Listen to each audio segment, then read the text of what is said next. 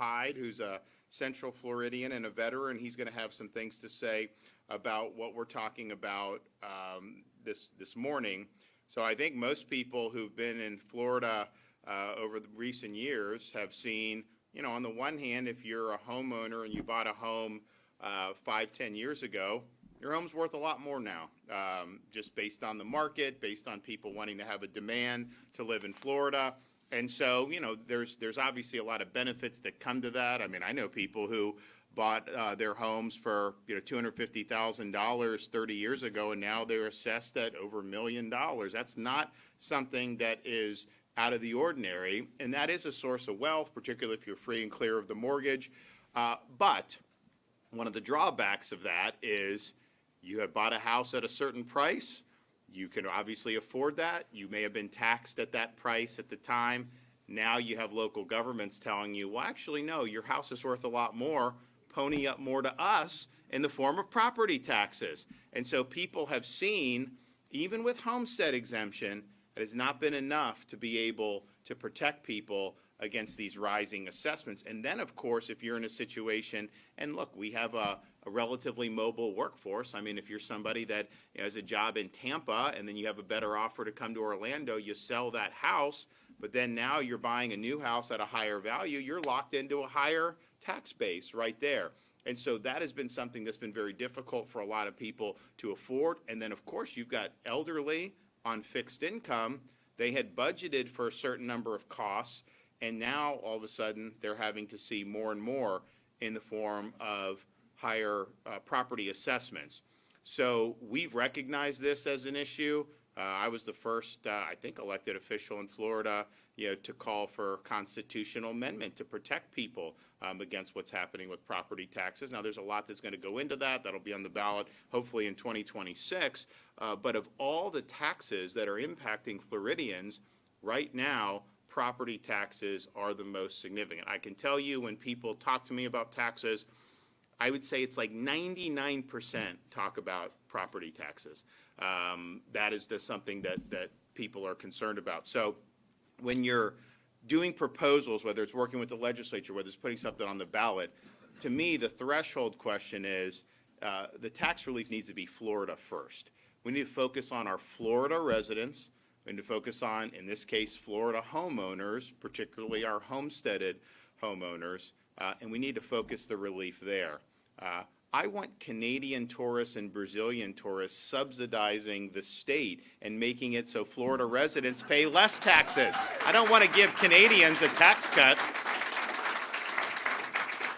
So we understand that this is something that is really significant, and one of the things we're looking to do and work with the legislature on is authorizing, and I have a lot of authority as governor under both the Constitution and statutes, but authorizing a nice, crisp DOGE effort for local governments where you'd have the keys to the kingdom, you'd be able to look at the payments, the contracts, and then publicize this. Because if you look at the budgets, it's very opaque. There may be a line item, you don't know where that money's being funneled, as we've seen with the federal government. It ends up going to all these different places.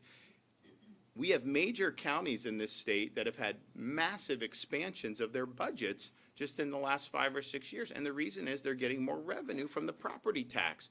And do those budgets need to grow by that much? I think the answer is probably going to be no, but we want to be able to do that so that voters can see, because they'll tell you, oh, they can't do property tax relief because then you're not going to have any police or any. That's not true, okay? That is not true, but that's what they'll say. They'll say you're not going to have any more schools, you're not going to do it. No, it's not true.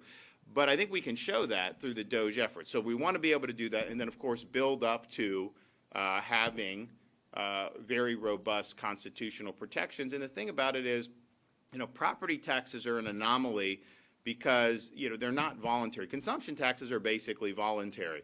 I go to the supermarket, and most of the stuff you buy there is not taxed, right? But if I buy some other stuff that is not considered a staple, I just know I'm going to pay tax on it. If I go buy a big screen TV, I'm going to pay tax on it, and I can choose to buy that or not buy that. But you just basically, for subsisting and living on your own property, on your own parcel of land, your own home, particularly people that own it free and clear of any encumbrances, you got to just keep writing a check to the government just for the privilege of using your own property. And that's an anomaly. That's not the way good tax policy should be. It certainly undercuts the idea of private property that you own outside the reach of the government. And you effectively are wards of the local government because you're having to pay rent to them just to be able to exercise your basic rights to own and enjoy property. And we don't do that on other things. When I buy that big screen TV, I'm not paying a tax on it every year. No, I put it in, I plug it in, hang it on the wall, and I'm done paying tax on it once I bought the original thing. So I think a lot of people are looking at it and say, you know, in Florida, we have this great luxury of being able to offload tax burden to non-Floridians because people visit, people invest here, people live here part-time who aren't residents. And there are definitely ways that you can structure a tax system to give the homeowners the relief, our homesteaded homeowners particularly the relief, and yet still raise revenue for core functions, although I don't think you need to raise as much as they've raised because I think they're spending too much. So there's a combination of these things. So we have done, in my time as governor, record tax relief. It used to be they do $1 million, $100 million, $200, $300 million a year. For the last, I think 4 years, we've done at least $1 billion a year in tax relief. 2 years we did $2.5 billion. This most recent current fiscal year, we've done $1.5 billion, including for 2 years in a row, toll relief. I mean, any of the commuters, they get a 50% reduction in their tolls. So in your places like Central Florida, you know, it's like everywhere you turn, there's a toll. I didn't put those tolls in, by the way. But it's, there's tolls everywhere. And so ping, ping, ping. If you ping enough, then, you know, once we know you're a commuter, you get a rebate at the end of the month. And so we've done that for 2 years in a row.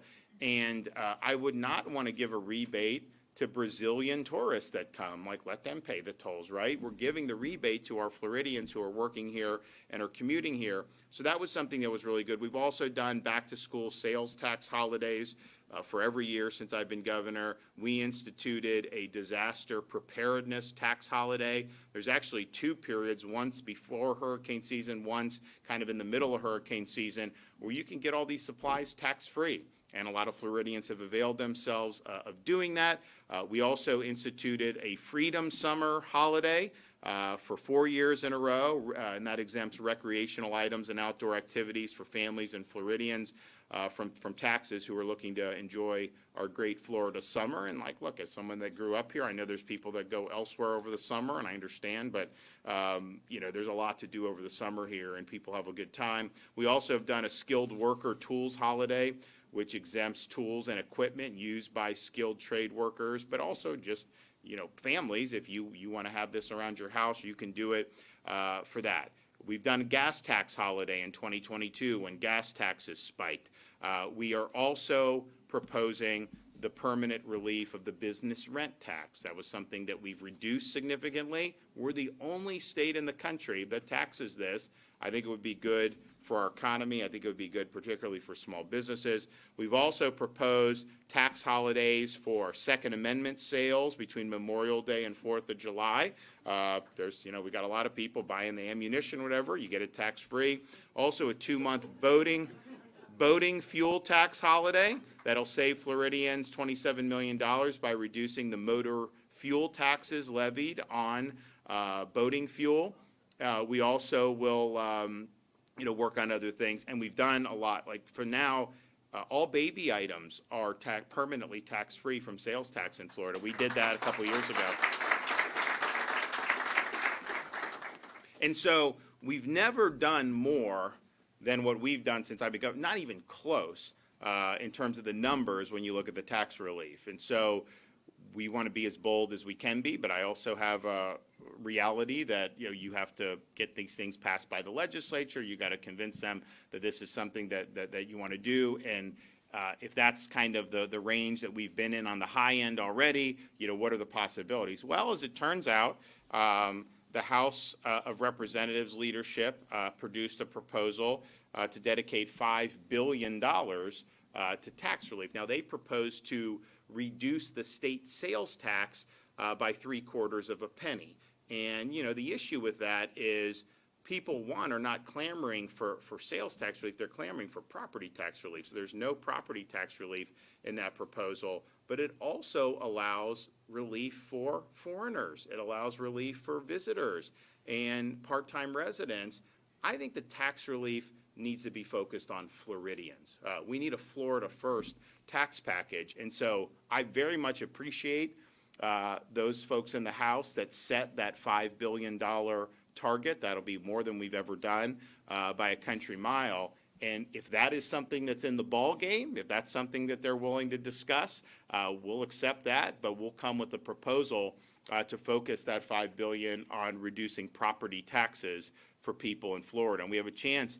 I know we want to get on the ballot, but we have a chance to do this year. So this would be kind of a opening salvo to what the main event would be in November of 2026. So with that $5 billion, I'm proposing that the legislature direct that to immediate relief for all Florida homestead owners. And if we do that, we would end up with about $1,000 in property tax cut for every homesteaded Floridian. And that will make a big, big difference. And part of the reason we're able to do this is, although property taxes are local, there is a portion of that that is required local effort for state, for schools. We have a massive surplus. We can cover that through our normal budget reserves. We don't need to have people paying property taxes this year on that specific line item, so we would roll that back to zero. We'd also roll back some of the local lines and issue a rebate, and so that's how you end up getting to the $1,000 per resident or homesteaded property. And look, I mean, I know we have people that have investment properties. I'd rather focus it on the homesteaded Floridians and the Florida residents. So that's where it'll be, and that's how you get to a number that's pretty significant. You know, if you were to do this rollback with the normal range where you dedicate $250 million or whatever, $300 million, it would be very, very modest. I don't know that it would pack much of a punch, but if you're going to go up to $5 billion, you have a chance to really pack a punch. And so for some, for middle class, $1,000 tax rebate, you know, that's a substantial portion of their property taxes. I know some of the wealthier folks, that may not be quite as much, but focusing on the middle class folks, this is going to be a really, really big deal. And again, we think it'll be likely about $1,000 per homesteaded property. Now, I think most you guys and the realtors know better than ever how this process works and the notices and all that. So this would be something that we would see percolate throughout the year and end up with end of the year trim notices. But I think it's something that would be really, really meaningful. And if it's passed into law now, people would know that this is coming down the pike very, very soon. And so, but anything that we're rolling back, we do have the funding to be able to backfill. So don't anyone tell you, oh, they're taken from schools. No, we'll fund that. We have a big surplus. We've quadrupled the rainy day fund since I've been governor. Just over the last 6 years, we've paid off 41% of our state's debt since I've been governor. We're in good shape, and we'll be able to make it work. And we want to use that. Now, ultimately, as I said, this is just the opening salvo. We want to have a constitutional amendment on property taxes, and that's going to require a lot of effort. It's going to require us to do the DOGE through the balance of this year so that voters see that this can actually be done and that they have an ability to both shrink their own budgets but also shift tax burdens to our tourists and our non-Floridians. And I can tell you, it's like people say, oh, people aren't going to come to Florida for this reason, this reason, this reason. It's like, you know, they said the Canadians weren't going to come. And I'm with my kids, you know, we were down in spring break, and we're at Legoland. And all these people coming up to me for pictures, which is fine, I normally do that. And I'd say like 80% of them were Canadians. And I'm like, I thought you guys weren't coming to Florida anymore. Oh, no, we love Florida. No, so we're going to continue to be a destination, and we are excited about doing that. Now, we are a low-tax state.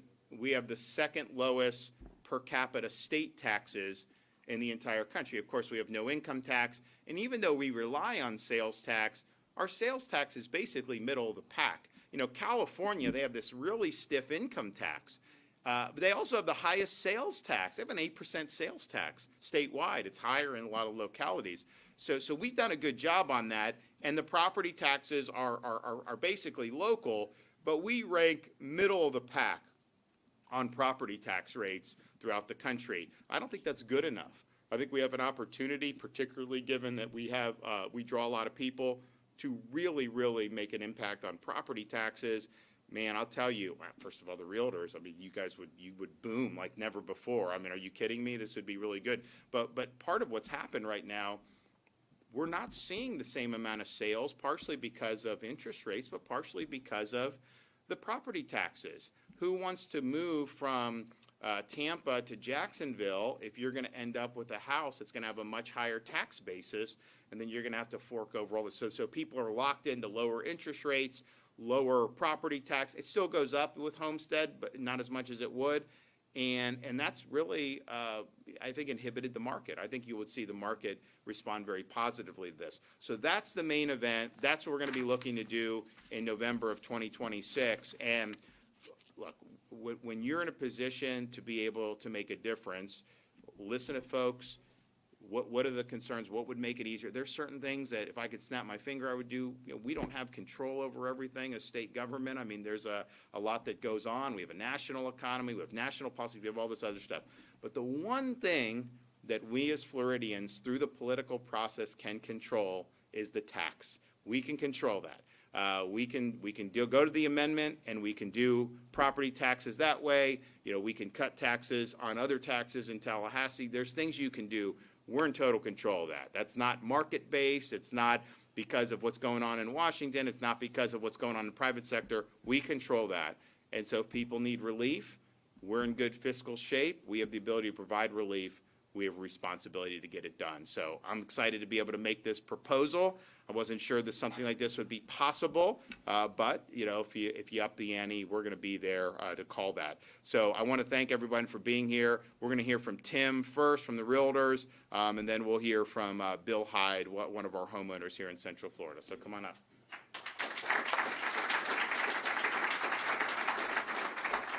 Well, thank you, Governor DeSantis, and thank you for putting forward this initiative. You know, Florida Realtors not only serves as the largest professional trade association in the state of Florida, but the largest voice for real estate in the United States.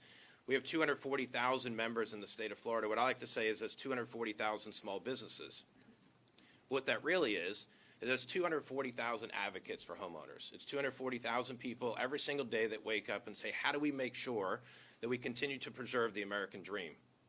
And as our leaders and our members would tell you, that every single day that we're meeting with homeowners and prospective homeowners and future homeowners, they're talking to us about the concerns and the cost of homeownership. We have a long-standing process and policy at Florida Realtors to work for the reduction and elimination of taxes on real estate, because we understand that homeownership and property ownership truly is one of the key gateways to wealth building, financial independence, and certainly the American dream. In fact, our theme for 2025 is Champions for the American Dream. Because what we understand is that when you have home ownership in communities, you have connection. You have people that are going to get involved. Students perform better in schools when they have home ownership. But then you have to think about the burden that's placed on them. As our governor has shared, property taxes are one of those burdens. I can't help but think about my parents, blue-collar family that worked hard, became debt-free, have not had debt in over 35 years, but to the governor's point, every single year has a debt, if you will, to the state of Florida to pay those property taxes, and that burden continues to be placed on them year after year after year.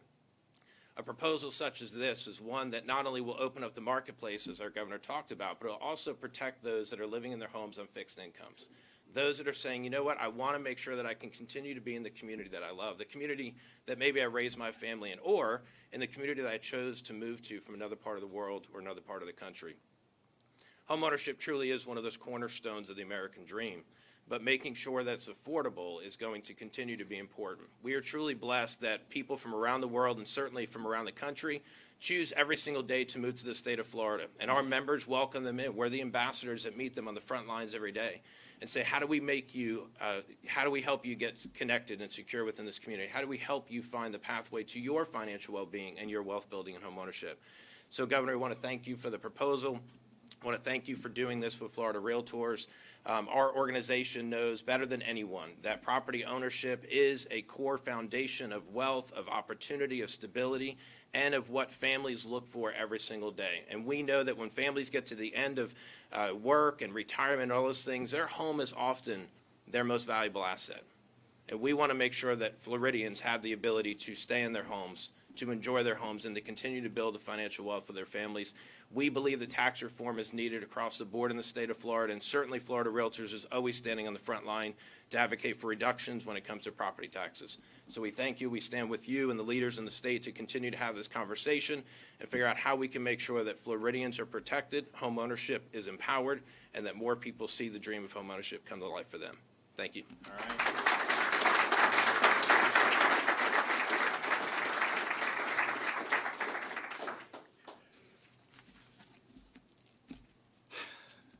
Thank you, Governor. Thanks to everybody here for giving me a few minutes to express my thanks for this proposal.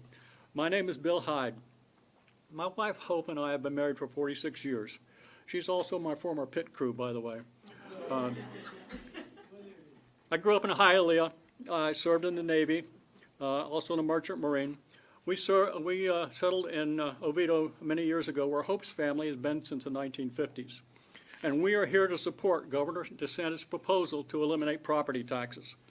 We've owned our home in Oviedo, mortgage-free, for the last 25 years and paid our taxes on time every year. We have no mortgage or escrow, so we write the check every year, and we write it on November the 1st to get that little discount. Hey, that's the truth. Okay, on first hearing about Governor DeSantis' proposal, I got pretty excited because it hadn't been that long ago that I wrote that check. I wouldn't call myself a tax watchdog, but I do try to know where my tax dollars go. And I'm pretty sure that my Seminole County commissioners and my state legislators know, and they will vouch for that I'm pretty noisy sometimes. In previous years, I've stood in front of those meetings setting the millage for property taxes, often alone, asking to hold at least to the rollback rate to give us a little chance to catch up on our taxes. Honestly, I gave up on that a couple of years ago. It was frustrating. Doctor said I need to lower my blood pressure. We're retired. We live on a very fixed income, and property taxes take a big bite out of our budget, like a lot of seniors here. Yes, there are other big ticket items as homeowners, but we have some slack with those. We have to pay our taxes every year to keep from being one of our tax collectors' tax auction items and potential losing our home. Governor DeSantis' analogy that we are just renting our home from the government is true. I know because I write the check, right? The argument that local governments sometimes hold the millage just doesn't work for everybody. As property values increase, sometimes in double digits, revenues to the government goes faster than the rate of inflation. So the result is our taxes increase faster than our income. If you're on a fixed income, you know exactly what I'm talking about. The rise in property values is pretty much meaning to us, to be honest with you, because we are most likely to live out our lives in our home where we are now, and we hope to do that. I read that there's another proposal for tax relief or lowering sales tax instead. That's all well and good and would be appreciated, but it isn't as helpful to Florida's homeowners. I've done some rough math, and we already have exemptions for basic necessities like our groceries, like the governor talked about, and our prescription drugs. Old folks know about that. And substituting a sales tax increase would help homeowners a little, but removing the property tax would help us a lot. That's a big difference. The governor's plan would help Floridians more than Canadians. That's just a cold fact. I like that better. If I don't want to pay sales tax on a new car, it's not a problem. But if I choose not to pay my property tax, that's a big problem. Okay, there are adjustments that would have to be made to state and local government's budgeting process. I don't know all about that, and I am not advocating defunding local state government. I understand that, but I do encourage my local and state legislators to work with our governor and find a way to relieve homeowners of our tax burden, just so that people like Hope, me, and many other seniors are no longer just renting our homes from the government. Thank you. All right.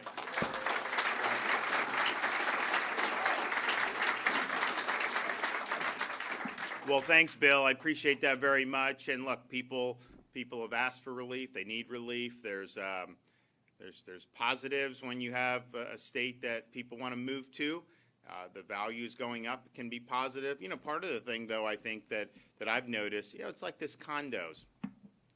the legislature passes all these condo restrictions after the Surfside Tower collapse. And I was down at Surfside for like 2 weeks straight after. I mean, it was a tragic event. If there was something that could have been done legislatively to have prevented that, obviously people would want that. I think, but what's happened with this is it's imposed all these really onerous costs on condo owners. So then you have some of these folks, and they're on fixed income too, and they're not able to afford these like massive assessments. I mean, how many people, if you're a senior on fixed income, you just pay a $90,000 assessment if that comes down the pike from like a condo association? And some people say, well, that's true, but like they can just sell their place. I mean, it's worth a lot more today than it was, when they bought it 20 years ago. And that may be true, but then where do they go, right? I mean, because like, yeah, they're making money off that, but then everything else costs a lot. So it's not that simple. And obviously the tax is an important component. We do need to make sure that people can stay in their condos. I mean, I don't think that government imposing, some of these prescriptions, if it was all targeted to preventing a Surfside, that's one thing. But if it's bleeding into other things where people are having costs imposed upon them, I'm all for transparency. I'm all for making sure these associations are on the up and up. But to say you must pony up this money because government's telling you to, people just can't afford that. So we need to provide relief there as well. But it goes hat in hand with, as these issues percolate, we want to make sure that we're responding. And at the end of the day, it's about Florida first. We've got to put Floridians first. I don't want to keep taxing Floridians on these properties to be able to subsidize a tax cut for Canadians. I'd rather the Canadians pay taxes to subsidize the reduction in Florida property taxes. It just makes sense to me. All right, we got any questions? Yes. Governor, you mentioned the toll relief program. It comes to an end today. Would you like to see the legislature extend that another year? I'm for it. I don't know that that's something that they've been too wild about, but it's something that I think has made a difference for people when they get that rebate at the end of every month that, people spend $100, $200 a year in tolls, sometimes more than that. And actually some of these tolls, some people are spending a lot. So to be able to get half of that, if you're spending $300 a year in tolls, to get $150 back, I think that's been meaningful. I think it's been helpful, and especially in some of our areas where there's a lot of tolls. And so I think it's been an effective program, and I'd support continuing it. Governor, if the legislature passes the sales tax cut instead of the property tax relief, would you veto it? Well, we're going to support lower taxes, and so I veto higher taxes when they come down the pike, and I support lower taxes.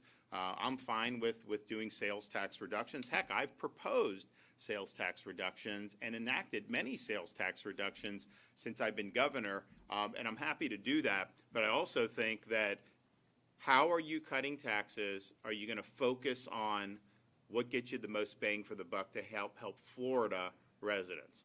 That is where I think the focus needs to be. So you got to do property relief. If you want to do sales on top of that, I'm all for that, for sure. But this property stuff needs to be addressed. Governor, one other problem with homeownership is homeowners insurance. Any headway in solving that problem? So the legislature's done a series of reforms, and so in 2024, Florida saw 11 new companies enter the market. In California, they're all leaving the market, and other states too, not just California. We had the lowest premium increases of all 50 states. The insurance is going up everywhere. I mean, people act like, we had 6 major hurricanes in 7 years, and we had record inflation nationally over much of that period. That's just a fact. I mean, and that's very difficult. So right now, you're continuing to see very modest premium or increase requests of like between 0.2 and 0.8% is kind of the norm that's happened over the last 60 to 80 days. Most people that follow this, the market say Florida has reached a point where it's kind of plateaued and there's stability. But ultimately, you need to make sure the market is inviting to people to be able to put private capital at risk. And then if you have more companies that come in, eventually people are going to be able to do that. I can tell you what has not worked is what they did in California. They basically, government dictated, you can only do these rates or that rates. Companies left. And so now they don't have any. Now the fire's been a total catastrophe. They are also able to announce this year Citizens Property Insurance announced rate reductions in Miami-Dade County for 73% of Miami-Dade homeowners, which has not been a very easy place to insure for many, many years, and partially because of all the litigation that takes place down there. They also did 50% of the homeowners in Broward were given reductions for that. Now, there's proposals in the legislature. Some, I think, are trying to follow the California model, obviously oppose those. But there are things that are being done, people like Blaise Ngolia. You also have Senator Leak that's proposed, if you have hurricane situations, we want quick adjudication of claims, and so we have these administrative judges that can go down and maybe do these a lot quicker. So I think some of this stuff would be good. Auto insurance. Geico announced a 10% reduction in auto rates in Florida. We've never had a reduction in, Florida has always had difficult situation. We have difficult driving for a variety of reasons.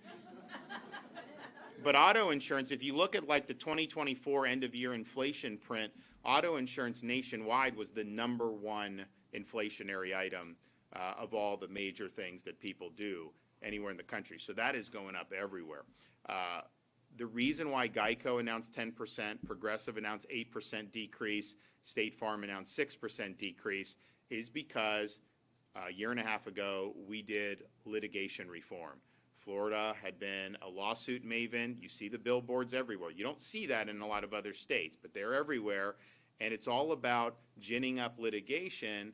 And, you'll have a client that gets $25,000 and then the lawyer gets $75,000. How is that sensible? But guess who pays the costs of those legal fees? You do.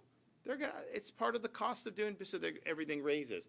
So we had, I think, a really bad litigation climate. I think it's gotten a lot better. But the only reason you have the reduction in auto rates that were announced, the only reason is because of the litigation reform.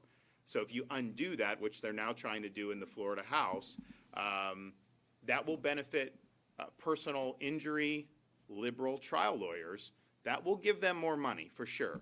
Is that going to benefit you and your rates? No. Of course your rates are going to go up with what they're trying to do. I think they're even admitting that the rates would go up. So why would you do, when you finally have seen some relief, all tied to the litigation reform, why would you try to unwind that just to benefit one interest group? It doesn't make any sense to me at all. So we don't control the rates of auto insurance. It's a private market. Obviously, there's a lot of behavior in Florida. I do think that if we enforce immigration law, I think that's going to help, because the illegals don't carry insurance. The illegals, they don't drive, honestly, they don't drive very well. And so you get into an accident and then you're just left holding the bag. So we're working on doing that. We have in Florida, there's almost 1 million illegal aliens nationwide that have active deportation orders. So you hear this stuff in the media, oh, where's due process? Where's this? They're sending people to El Salvador. These are people, these almost 1 million, they have gone through all this process, which honestly, if you come across the border illegally and you get caught, I don't know what process there is. You just go back. But nevertheless, there's people that are spun up about that. These people have already gone through all this process. They've been ordered removed by an immigration judge. These are not Article III judges, but fine. So you have that. We think there's probably 50,000 of those folks just in the state of Florida. Well, just imagine, if you go, identify, you are going to see an impact. When we signed the immigration legislation, I had people coming up to me 2 weeks later saying they noticed a difference in traffic, because I think there is a fear that if you're here illegally, you don't have a license, and you get an offender bender, it's not just going to be you skate anymore. You actually, will get sent back and you'll get deported to your home country. So I think the immigration stuff is going to have a positive impact on some of the costs that we see in the state of Florida, if we're able to work constructively with the federal government to swiftly remove. But yes, the whole thing with auto rates finally getting some relief, I don't think other states are seeing that. I think that was purely because Florida did the litigation reform. So we want a stable market. We want to make sure that the goal of it is not to line pockets of interest group, but actually just provide a transparent process. And so that's what I'm going to be fighting to do. Okay, thanks, everybody. God bless.